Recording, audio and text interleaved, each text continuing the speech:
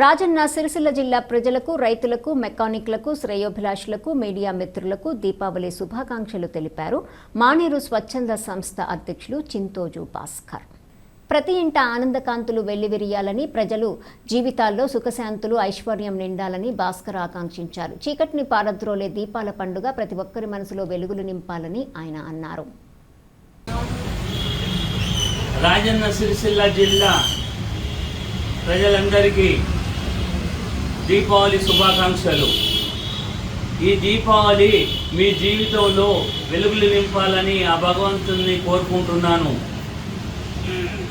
రైతులకు, మెకానిక్లకు, వినియోగదారులకు, press and electronic media మిత్రులందరికీ దీపావళి శుభాకాంక్షలు. మానేరు స్వచ్ఛంద సంస్థ అధ్యక్షుడు చింతోజు భాస్కర్, సిరిసిల్ల.